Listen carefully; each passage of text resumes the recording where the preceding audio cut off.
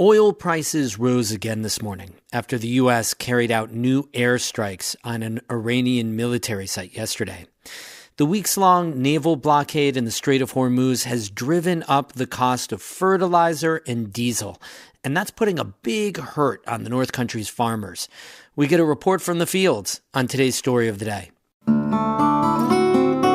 Support for Story of the Day comes from Pearsall Wealth Management at UBS Wealth Management USA, subsidiary UBS AG, member FINRA SIPC, 1 Broad Street, Glens Falls. Hey, I'm David Sommerstein. It's Thursday, May 28th. First up, the New York State budget is finally done, 8 weeks after it was due. As John Campbell reports for the New York Public News Network, lawmakers finished approving it last night. The $268.5 billion spending plan includes many of Governor Hochul's top priorities. That includes a rollback of the state's climate change goals, which the governor says would have hiked prices for consumers. But it's the tardiest state budget since 2010, and the 5th straight on Hochul's watch that's been late.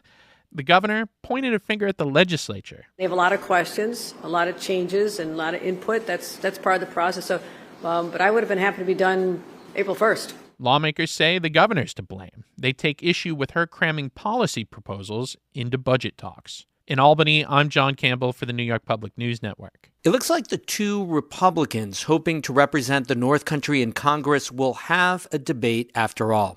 As Kara Chapman reports, one agreed to participate at the last minute, and it's this evening. For weeks, CBS 6 News Albany has planned to host a town hall with Assemblyman Robert Smullen this evening. That's because his opponent, Sticker Mule CEO Anthony Constantino, initially declined an invitation to debate. Constantino's campaign manager had told the station that President Donald Trump already decided the primary race by endorsing Constantino last month. But that changed literally overnight. CBS 6 News reported this morning that Constantino will now participate in a debate, which Constantino's campaign confirmed to NCPR. The debate is scheduled to air on CBS 6 and live stream on YouTube beginning at 5:30 p.m. this evening. The 2 Democrats hoping to represent NY21 are scheduled to debate next month. CBS 6 will also host that event featuring St. Lawrence County farmer Blake Gendabine and Lake Placid businessman Stuart Amaral. It'll be posted to YouTube on June 11th and air on June 15th. Following confirmation of the Democratic debate, Amaral pledged to support Gendabine's candidacy if Gendabine wins the primary. He also said he'd encourage his supporters to do the same. A spokesperson for Gendabine's campaign didn't directly answer when asked if Gendabine will reciprocate if Amaral wins. Both Gendabine and Constantino have filed paperwork to secure independent lines on the ballot, and Smullen is the Conservative Party nominee. That means all 3 of them could wind up on the ballot no matter how the primaries go. Kara Chapman, North Country Public Radio.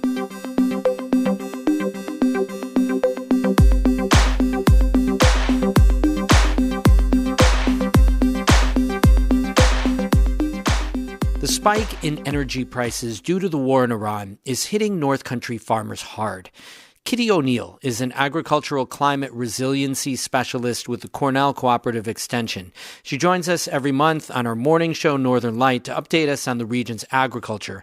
And she spoke this morning with Monica Sandreski about how the high price of diesel is especially difficult for farmers. They use diesel in their tractors, field implements, big trucks, transportation, a lot the same way we, use gasoline for a lot of things. But it's especially needed here in the spring when we have so many field operations happening, where they're spreading manure, they're fitting soils, then they're planting and maybe doing some weed management, and every pass across the field takes another dose of diesel fuel. Well, and what are the farmers that you're hearing from dealing with? So I looked up just prices of off-road diesel. This is a special category of fuel that is absent many of the taxes, because if you're not using it on the road, there are tax benefits to support farms and other similar businesses. And they've gone from paying about $2.65 a gallon 1 year ago to something like $5.50 a gallon today. Wow. Well, before this morning with these new developments, so we'll see if it continues to rise, right? But I just ballparked what that might mean to like a 1,000-cow dairy farm that farms 2,500 acres. And that kind of farm would probably spend a solid $200,000 on diesel fuel a year. and that's not, that's just ballparking it. And then other farm models might use a little bit less because they pass over fields fewer times. It's a smaller farm. They're paying the same price, which is 108% up from a year ago. But, a small beef cow-calf operation that grazes and harvests a little bit of hay might spend normally like $2,500 on fuel. It's $5,000 now. And a little vegetable farm, 20 acres of vegetables, or maybe spend even less, fewer passes across the field. But that's up 108% too. And none of it was something you could have planned for, 6 months ago. So those unplanned extra costs like that are very disruptive to farm budgets.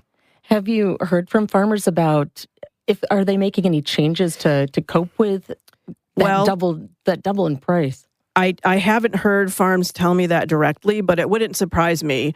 There's been a slow kind of move among farmers to adopt no-till methods, which does require a few less passes over the field. It wouldn't surprise me at all if this motivates a few more to take steps in that direction. It doesn't suit every farm, unfortunately, but depending on soil types and whatnot. But it definitely helps the fuel bill to move in that direction. And if you were to dream big, to you, what would help here? Oh, boy, we do. I mean, ultimately, we need stability in the Middle East, I think, right? We need to have some of those current disruptions be settled. But short of that, I'm not sure there's much, a farm needs to just figure out how to accommodate this in their own budgets. And fertilizer prices are high again, too, because some of those are very fuel intensive to produce, especially the nitrogen fertilizers. Those are up 30 to 40% over the last 6 months or so. And potassium and phosphorus are up less, but still up, because all those things need transportation, and that takes fuel, right? The fuel problem, the oil problem, affects everything downstream, it seems like.